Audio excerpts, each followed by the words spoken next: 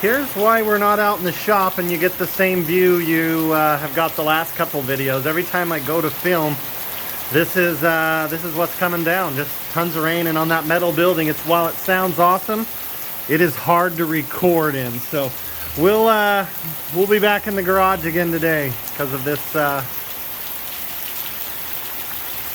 There you go. That helped focus on my hand so you can see how hard it's coming down. But we'll make it through this.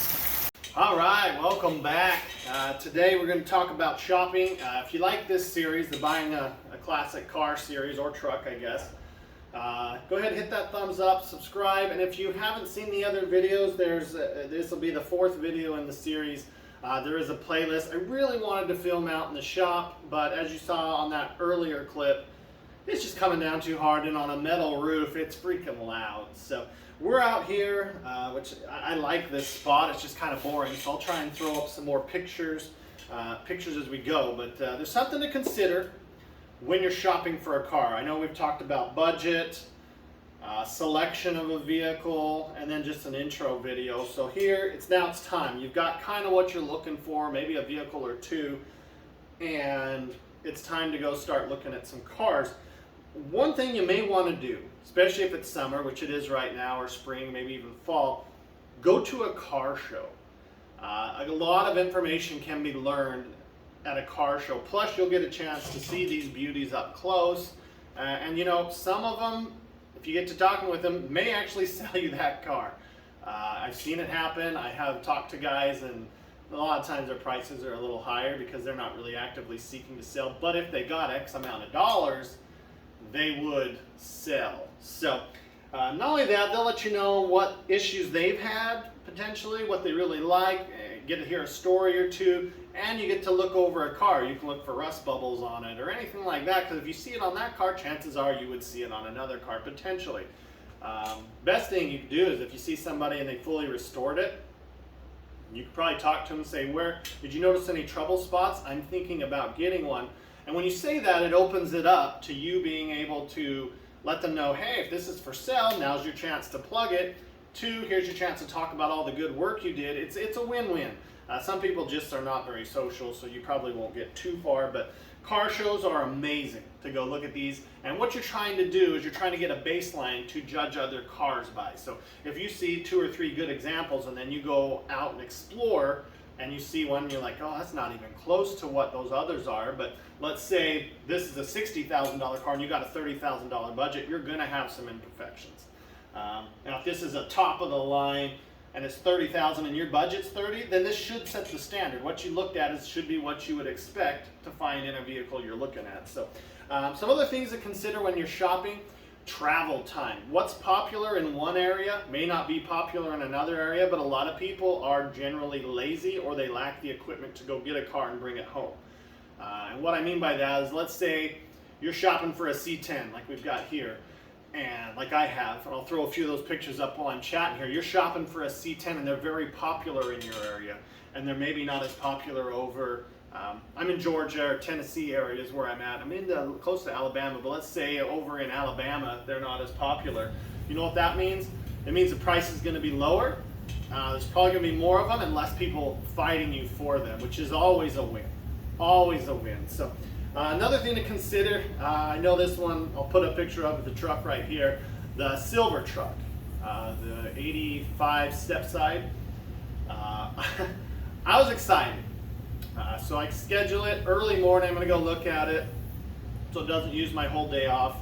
I forgot about the time zone change. I've done it once in Kentucky as well. I was cruising up to Kentucky, and wasn't until I put the thing in and I'm like, wait a minute, how am I arriving in 10 minutes when there's an hour plus drive time? So be cognizant of the time zone. Usually you're so excited to go see it, you're not going to sleep very good anyways, but when you go to, say you go see it in an afternoon because that's all they can do, you're going to be early, which is okay. And this guy's told me he was up at 6. I was meeting him at, I think, 8. And I said, hey man, how you feel if I'm there at 7? He's like, come on in. So another thing, costs. When you travel, you're probably going to need lunch, fuel. So I mean, there's costs associated with it. You might have a hotel. What I don't recommend is traveling with money. Don't let them know you're traveling with money. Let them know that there's a bank in their area that if you're interested. Now this doesn't work if it's a Sunday, but let them know that if you're traveling, you can get the money if needed. You may have it on you. Don't let them know that, because I've seen a lot of people go out, they get robbed, the money's gone. Luckily they're not hurt or injured or killed. But one thing to think about, don't say like, let's say I'm going to buy this and I'm like, hey Bill, can I come buy that car? I'll bring cash to come look at it.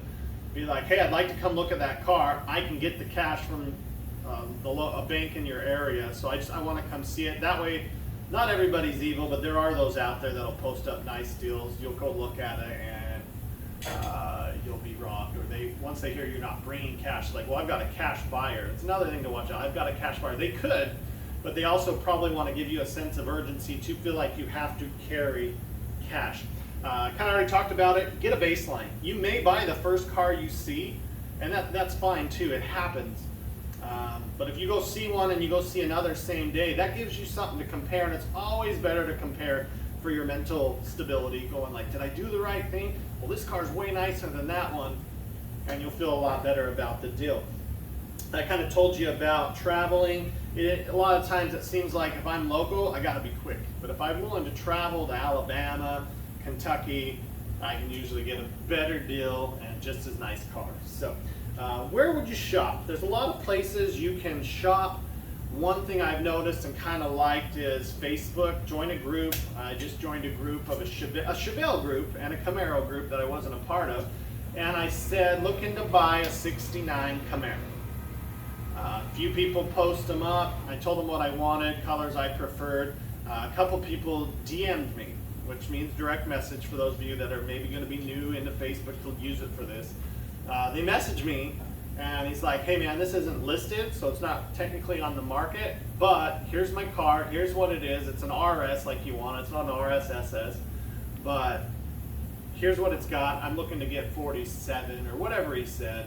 You know, I had my budget in there, and he was close. I think he was willing to wheel or deal, and it was a beautiful car. Didn't end up making a deal, but Facebook is a pretty good one to the groups. You'll see a lot of people when someone says they want an RS SS only car, you'll see somebody throw up just an RS, because people who are part of those groups will see it, and maybe that's where you snag one from too, or at least go look at it. You got your car websites. You can browse Marketplace. It's a little tough and finicky sometimes. And then you've also got Craigslist, which is a guaranteed way to get raped. I'm just kidding. I'm just not a big fan of Craigslist, but I have bought a car off of Craigslist. I tried a new one this last time. There was a guy that I bought the GTO from. I'll put a picture of it up here so you don't have to keep looking at my ugly mug. I reached out to him, and he had a lot of cars, and I asked him if he still had a 67. And he's like, oh no, that's long gone. And I asked him about his Chevelle he had. He didn't intend to sell it. He made sure I was clear on that. He just happened to be bringing back a 69 Camaro, and I said, man, I wouldn't mind one of those, or a 67, 89, or 70 Chevelle. And he's like, oh, I got a buddy with a 67. I'll reach out and get details. So reach out to contacts. Someone you met at the car show, swap Instagrams or whatever with them. Reach out to them and say, hey, do you know anybody? Because generally, if you have one of those cars, you're usually connected to other people that have it. C10s are a big one.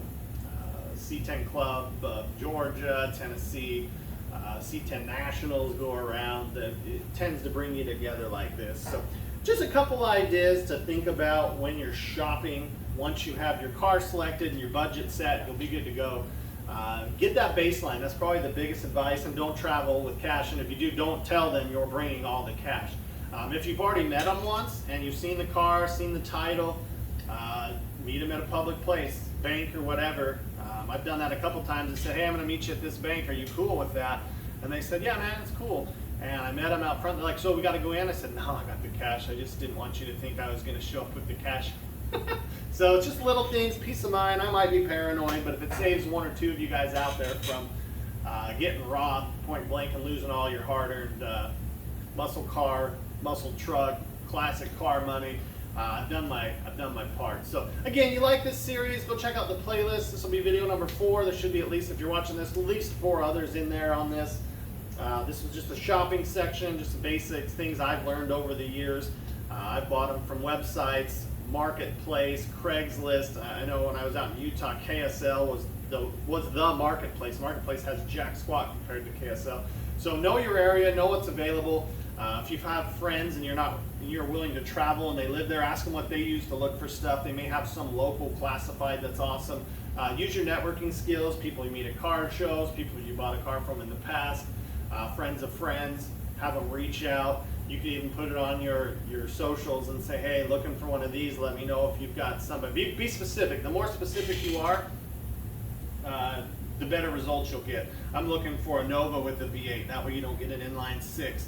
I want an original V8 car. That way I don't have a weaker, smaller rear end or whatever the case may be. I know that's the case in the Mustang. I don't know about these. I've only ever bought V8 Chevys. So with that, you can hit that thumbs up, subscribe, and we will see you on the next one. Thanks again.